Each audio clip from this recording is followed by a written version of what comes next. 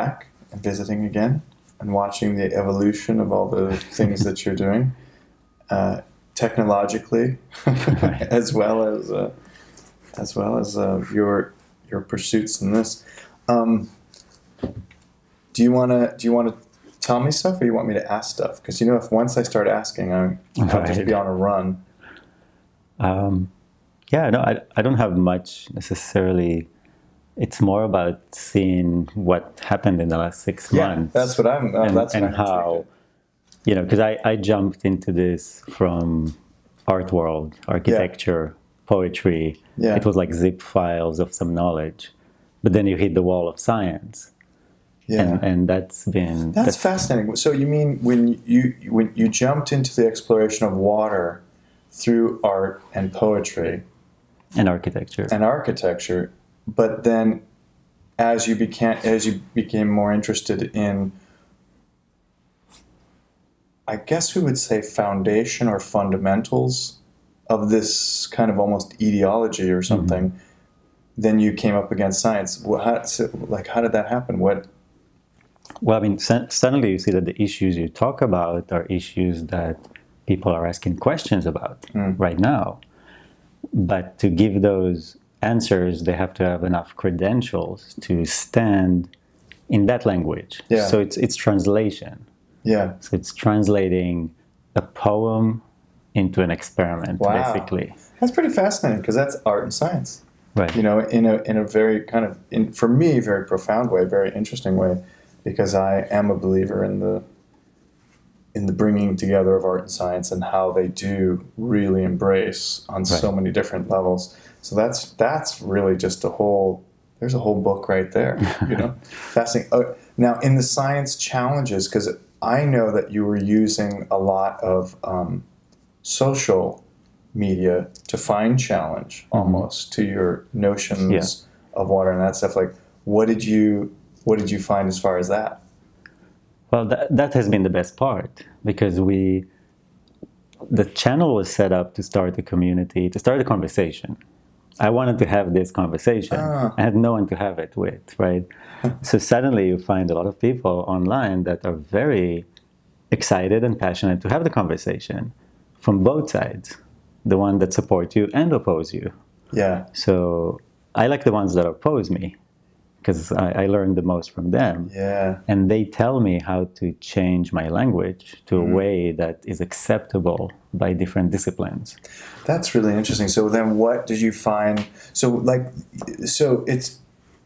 it's you're so immersed in this topic that it's almost like, for someone to understand it, they have to have a background of studying what you're saying and what you're doing and what you're kind of putting out there. But like, what things did you find you had to change in your language that made it, you're saying translate it almost into scientific facts, basically. Exactly. Which is also interesting, because you come from architecture, art, and poetry, and architecture is very specifically science-based. You have to build it up. Yeah, and it's regulated, and it's all these certain things.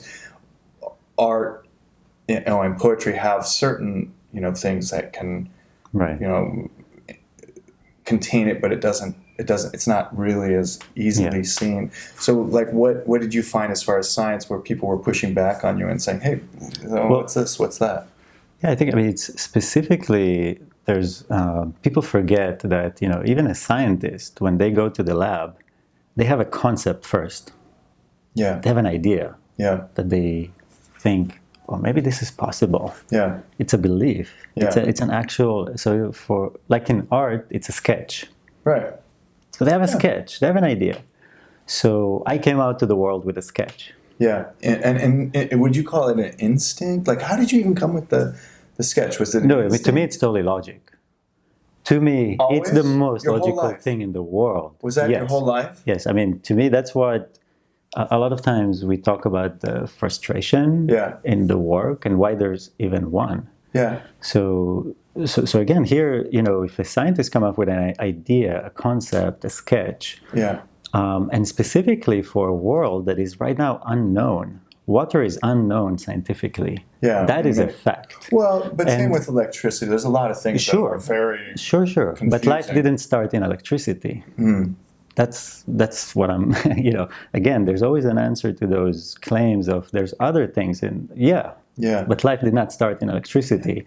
But let's stay with the water for a second. Well, let's go to the basis though. So what is like the basis? Is the basis that water is, like, you tell me, I don't want to even put words on it, but what is the basis? I mean, the concept itself, if we go to the end of the project, core. Yeah, the core, I believe that consciousness is tangible.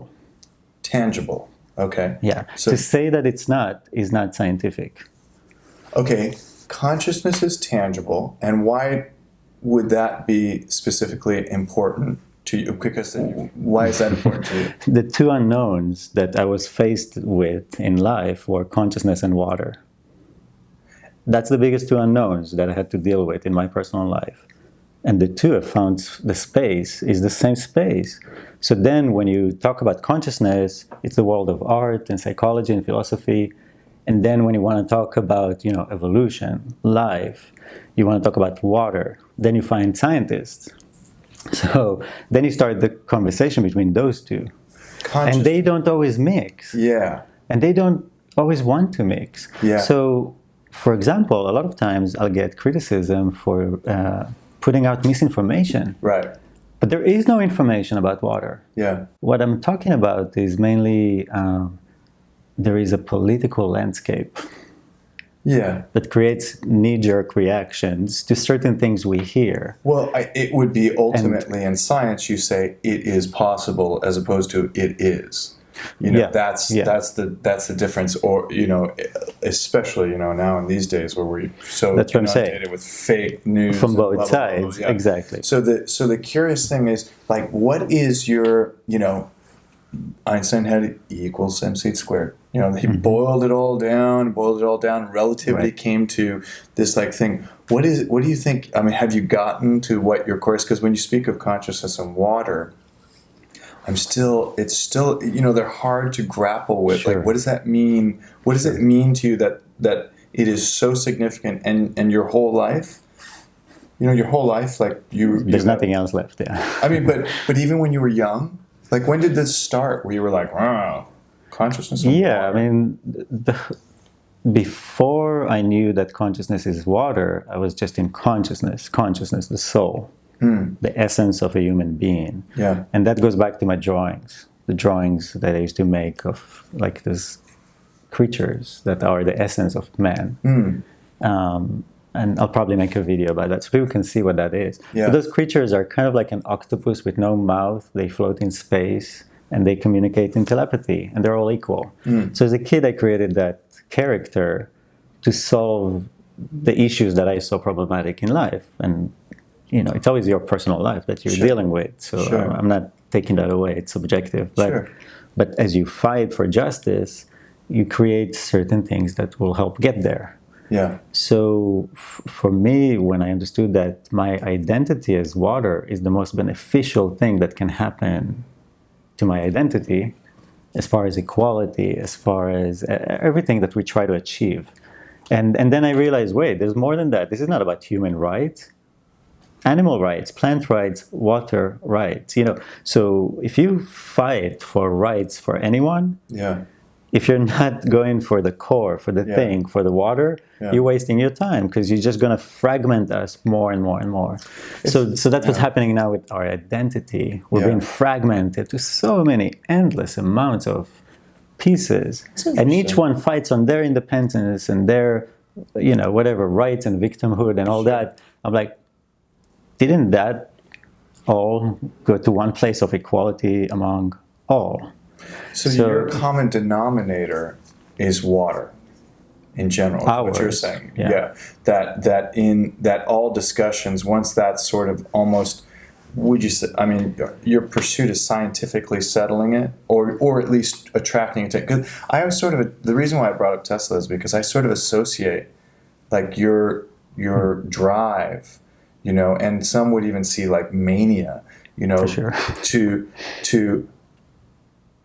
or discipline, because I don't like to, put it to on the outskirts or whatever. But you know, Tesla had that. Like he had that. However, he also had some kind of crazy transcendence of genius that came through that, right? Like he wouldn't do all these things, and he isolated himself. He did all this stuff, but he was so passionate and clear about something to do with this arena. And in a way, it seems like you have that. And I'm always intrigued to understand it more, because I sense truth in it. You know, I sense there's things that fall in. I go, oh wow, that's really thoughtful and really interesting. But I'm always curious how you break it down into your simplest equation so far, because I know that's evolving too. Right. But like when you're confronted with science, I think that's really great, because then you're forced to mind your language. You're forced to kind of use what's out there, or at least declare this is an unknown, which is a great scientific power, is just stating what we don't know. Exactly. You know, that's an incredible thing. So like when you break it all down, like in your poetry, in your book, I had a lot of understanding. It's almost easier to understand. It is. You know, I was that's like, what I'm trying to say. It's very, you know, there was a lot to it, and flowing, and you know, and I could understand it. And then in the declaration of it, it's like, oh, okay, well, what? Like, break it down for me. Give me like the simplest components. What do you got? Right, and I think, I mean, so let's see. In the sense of the first element was to test the audience and see what do they need to, where are they compared to me? Because like you said, I'm too deep in it. I have no idea anymore, right? Oh. So the first step, I was like, oh, wait a minute. People are still stuck at, I can see water. Yeah. So suddenly I realized, okay, I have to go back, break down one element at a time. Like, no, you can't see water. Why is that significant, though, if you can see it or not see it? I mean... and I'm happy you asked that, because to see the medium with which life started within, how is that not the most important thing to see right now? You see what I mean? Like so when people come to me, scientists come to me and they say, I know everything there's to know about evolution. It's a fact. And I was like, okay, where did evolution happen? Like in water. What do you know about water? Nothing. That's a contradiction. You see, I'm coming to it as a scientist. Like I buy their argument. I'm like, okay, I'll talk your language, but be careful. Because I will also use it to check you, to check if you're saying something that is absolutely fact, it has to be absolutely fact. Right. And if you don't think, just by use of words of mathematics, that to say, I know everything about the process, but let's say not even how life came to be. Evolution claims we describe the process, which happened within a medium that we cannot see. I'm like, you have a piece missing in your equation. Acknowledge it. That's all. Just acknowledge it. And they don't right now. Yeah, meaning that they don't respond to, I don't understand evolution because if it happened in water and I acknowledge it happens in water, but I can't speak to water specifically, then there's a piece that I don't understand. There's a piece, yeah. Yeah. But wherever we put randomness, it means we are just not sophisticated enough to understand something. Yeah. In evolution, and that's my only beef with evolution, is randomness. That's the only thing. Everything else is 100% true. Yeah. But there's a moment where they don't know how things came to be, how they transform. Mutations. How did mutations come in? Random. I'm like, it looks pretty calculated. It looks pretty efficient. It looks pretty designed to the purpose. Yeah. And that's where I am. I want to look at that. Yeah. So for me, I'm looking specifically at the meeting point between consciousness and matter, like the moment where conscious being can move matter. Yeah. I'm looking at that moment scientifically. I'm looking. There's action, there's movement, there's materials. Some are active, some are passive. Who's doing what? Yeah. Now it could be that water is nothing. It could be that water is just the hands of consciousness. And consciousness is something beyond anything I'll ever understand. Yeah. But, again, I'm looking at the meeting point. Even if it's the glove on the hand of consciousness. Yeah. So I'm talking about the glove. I'm talking about the closest contact we have between consciousness to matter. Well, now, okay, but can't you say all life required sun? Sure. I mean, without sun, there would be no life. Right. Right? Right. Sure. So is there then some confluence of that as a basic requirement? Energy. Yeah. Right. Yeah. So you can say, Well, okay, we now, know. energy is tricky too because there's so much we don't know about the sun. Cosmic rays, Sure. But- dark matter, like all these various Right. crazy. But that's isolating elements. again. But that's isolating the sun alone, right? Yeah. Now, there's an easy answer to your question. What's happening on the moon? What's happening on the moon? Absolutely nothing. Well, How much sun do they have? Abundant. So again, I mean, this is science. This is not some play of words. yeah, We have very clear idea. If I go to Mars and there's liquid water and there's this amount of energy, I get A. If I go to Europa and there's liquid water under the ice, they get enough energy, I get B. You can have those answers if you understand that water is the architect, using energy, using materials. yeah, You have no answers and you have randomality and unknown if you think that life is random and unknown. yeah. So Interesting. that's what it comes down to. Now, I think an important, just kind of an equation to put out there, because from all the last conversations I had with people, I start to see where they're stuck.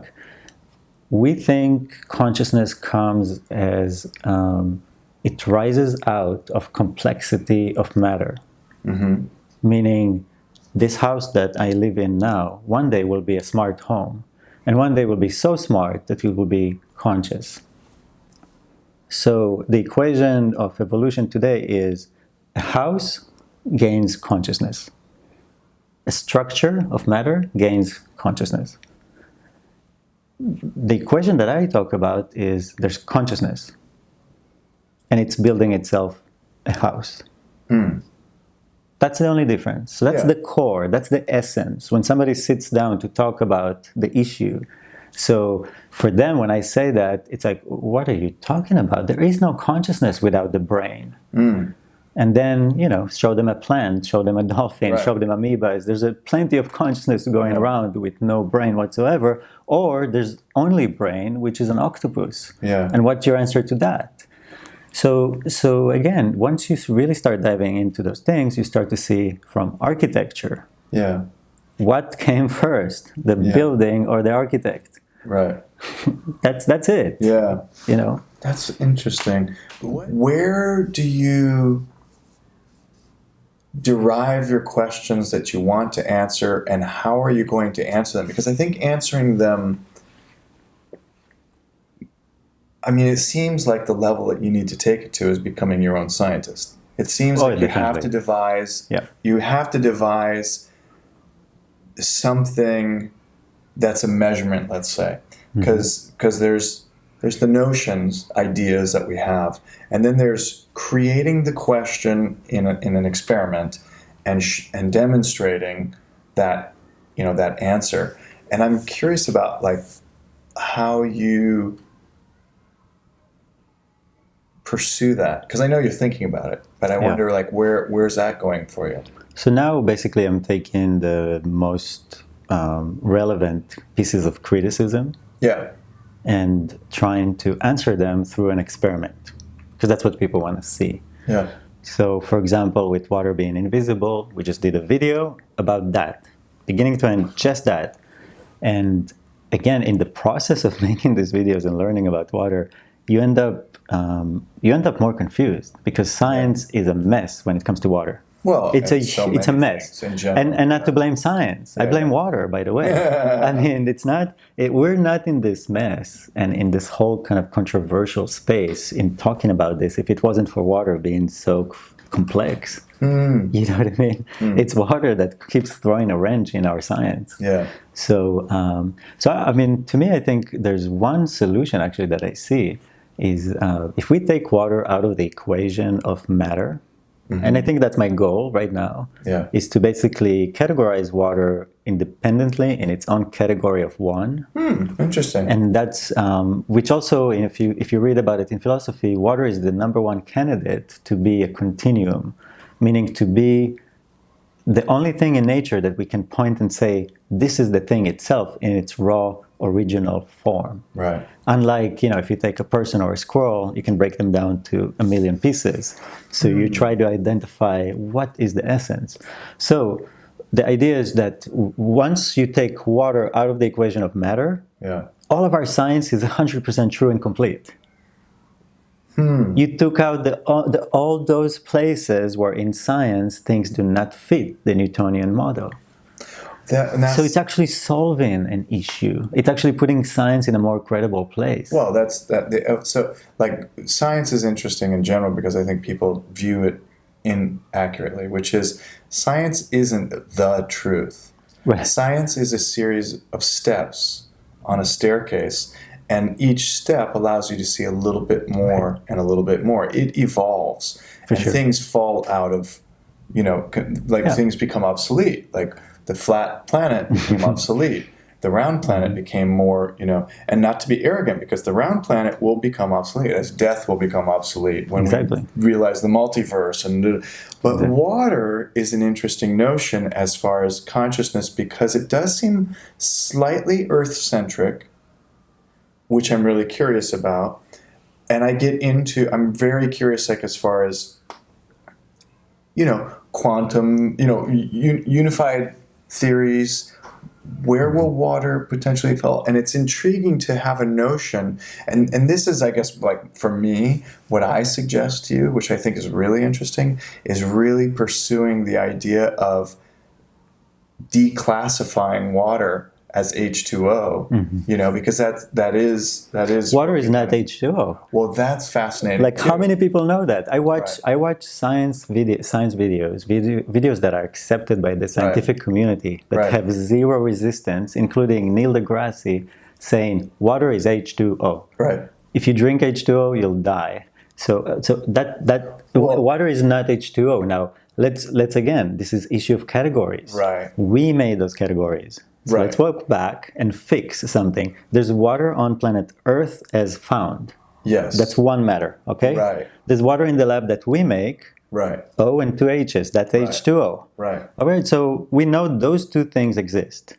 I was born into this world drinking this one and alive. Yeah. We made this artificial product that if I drink, I'll die.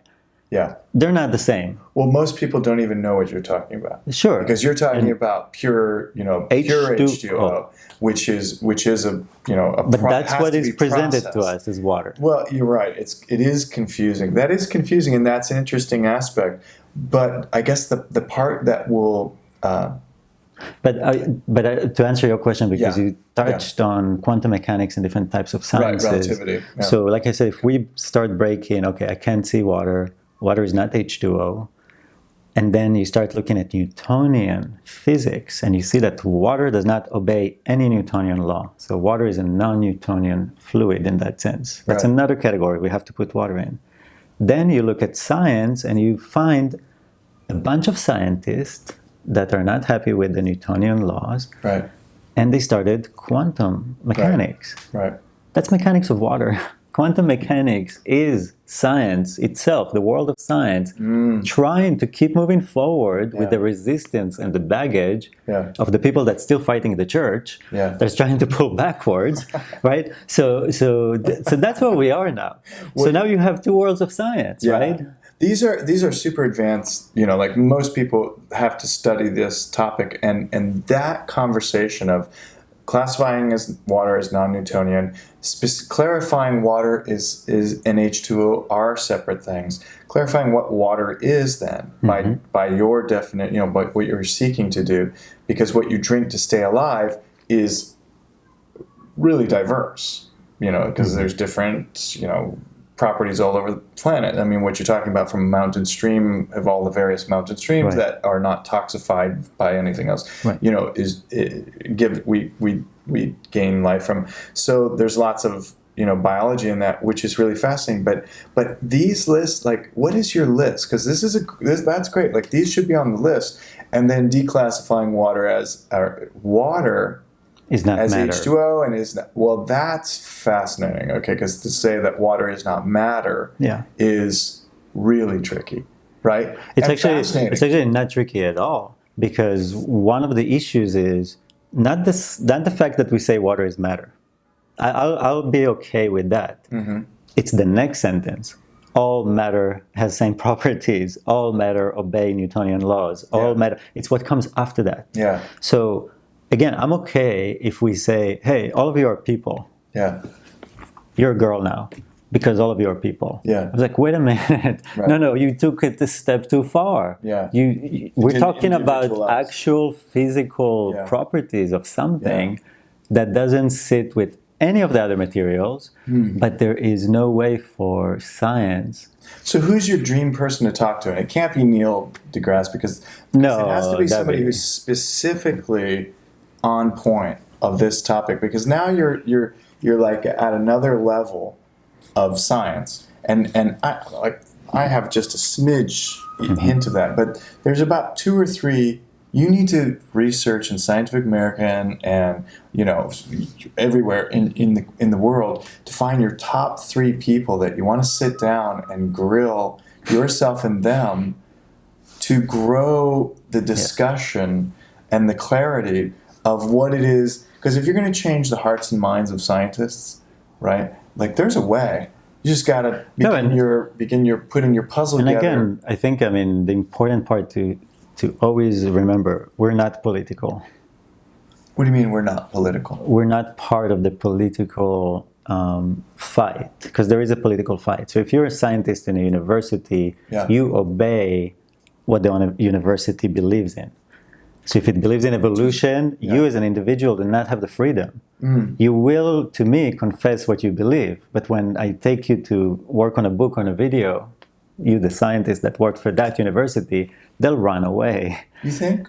I know that. But No, not that's all, not. But not all. So again, so some have finding some have some openness. So I'm actually finding better conversations with people that come from the world of psychology, philosophy, people that work on the spirit and consciousness, because they have been studying consciousness, but they're just missing that physical side of it. Yeah. And it fits immediately, because Yeah. when you know what consciousness is and you're like, wait, water, of course. So, but with scientists, they still are stuck in the idea that consciousness arises from the brain. Right. You have to get past that moment, like, I'm my whole body is conscious, not my brain alone.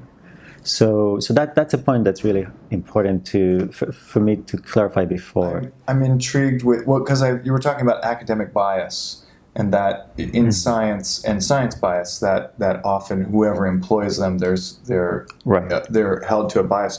But it seems like you got to crack that nut, because there's also going to be judgment because you don't have the academic credentials that say, hey, I grew up in science, I've been studying water my whole life. Here's some, etc. So you're gonna have that bias, which is fair, which is probably good as an obstacle, because you'll have to be more precise and more exact. But it seems really, really important to crack that and to find someone that will converse and grow it, because that language, and because your science is getting so high that there's very few casual conversation. No psychoanalyst is going to be able to sit and say, no, but you're teaching them what you research, and they're going, oh, okay, but they're not. Oh yeah, they can't enough. look. Yeah. They're not entrenched enough to be able to give you. And I don't use them as an authority of any kind. Yeah. But that I think that's like super, super cool and important for you, because when you overcome that obstacle, because when you become, able to hold court with these people and say, hey, I want to have discussion. Let's create tests, or let's do it. Let's, be it that you find the funding or they find the funding, or even it exists, because in Google Scholar, and there's various other ones, but Google Scholar, you can look up papers all over the world Mhm. that are public access that have various, research and tests Right, that if correct, you can extrapolate from the dark data that people don't pay attention to because it's just there. It will exist. You will be, if we reverse engineer it. So what Right. Moses is proposing is true. If Mhm. we approach it that way, then every experiment that comes into contact with this on some perspective will verify what you're saying. Yeah. And that, I think, is really fascinating for your challenge in science. To really, for you to raise that bar because that's where you're at. That's where you're at Yeah, already. I mean, and the channel. I mean, that's one thing that I hope, if anything, that people take today is our commitment. We're committed to basically find the right words, find the right experiments, find the way to prove Yeah. this concept, this idea, Yeah. and then or find that it's wrong, Yeah. which will be exactly the same. For me, the channel is totally fine if it's going to go for years at the end to say, and we concluded that all of that was wrong. Yeah. And this is what's really going Yeah. on. That's So neat. the search is the search for knowledge, Yeah. and that's why for me it's important. Nobody's supporting us. Yeah. There's nobody else here. Right. There's no money. There's no entity. There's no nobody's trying to sell something. Yeah. There's no hidden religious views, ideologies. There's none of that. Other than pure search by consciousness for consciousness. Yeah. That's And when I meet people, I meet consciousness. They don't always will frame themselves as such. But once you start to understand that consciousness is infinite on this planet, experiencing life in infinite points on this planet through infinite amount of eyes and hands, creating infinite amount of stories, memories, experiences, Right. but actually all coming from one consciousness, the same consciousness through water, you start to make sense from all those different stories. Yeah. You start to make sense of all the different mythologies and religions and cults and ideas, and you start to understand, this is consciousness experience at that moment in time in that place. And that's why it's different. If we were all robots, like many scientists claim, if we were fully automated, there would be no different stories around the world. It would be the same story and probably in the same language. So again, people forget themselves in the equation. Yeah. And that's why I keep saying, when you're in the laboratory, you're right. A conscious being took A plus B and got C. Yeah. Don't say nature randomly, selective environment is doing ABC because in the lab I managed to do that too. Yeah. That is not a proof of concept Yeah. for natural selection. So again, it always somehow comes back to there. Yeah. And that's where I feel, that's where the politics is at. There's two bodies fighting for power, and by doing that, they're throwing sand in our eyes to see knowledge. I'm like, okay, I want to move you guys aside. I don't care about your politics. I don't care, because I'm not here for power. I'm here for knowledge. But I'll find that knowledge. But while you try to do that, you also threaten the people in power. Yeah, I mean, I think what's interesting is how to clarify. I think that's the biggest challenge that you face, because how do you clarify it all? And for me, it's like, if you can make a TED Talk that clarifies what you need to do, what you have done, what you understand, what you don't understand, and your openness, your non-bias. Right. That, I think, depersonalizes. Because anytime there's emotion... I have a lot. Yeah, well, and that's interesting, right? Because when you show emotion, then everyone... I know. Because then it's personal, right? That's a bias. When there's... And not to be all Spock about it, but there's a certain truth about it. Like when you are truly a scientist, supposedly, the best stance we can have is non-bias. So when you say, hey, if it's proven wrong, but you have emotion, then we know, he has emotion. It will hurt, or it will do something. Right. But if you, like I say, TED Talk this, and that's, I think, probably another way maybe to phrase it, it will help you evolve it, but more importantly, help others. Because what I find is you really have profound. You really like everyone, and this all goes all the way back to the water book, your Right. pictures that I first read, and I thought, what took me on the ride was, oh, there's something here, something that makes sense about this. And it was water, and it was conscious. It was very, poetic, but it also had some truth to it, because great poetry has truth to it, right? It does something to you, and that I found, and where you're at, with it now, like your science is getting deeper, your presentation, your capturing of it's getting deeper. But I think what can happen is the loss in the, not loss, but it's a massive topic, which makes it so complex in a way. How do you TED Talk it? It's 50 different PhDs that are ready to be made. Right. I'm just not going to do all 50. I'm going to give the index to everyone else to do. Yeah. But as far as the emotion, it's really interesting. I don't know that we'll be able to talk about consciousness without being personal and subjective and emotional. Right. I don't think that's possible. Yeah. I think people have this notion of like consciousness doesn't have an ego. I'm like, yeah, right. Tell me I'm a robot and see how I react. Yeah. I'm a tsunami if you threaten me. Right. So I don't take that away. I think the only way for this to succeed, instead of me putting a mask on top of my emotion, is to be real and honest. And this is who I am. I'm not an example of what water is or what it means to be water. I'm just me. I'm my personal character within water, here and now. Yeah. And there's infinite of them in water. So a lot of times people, they tell me like, why don't you make more inspirational videos that are kind of like flowy and watery and be soft and be this inspirational figure?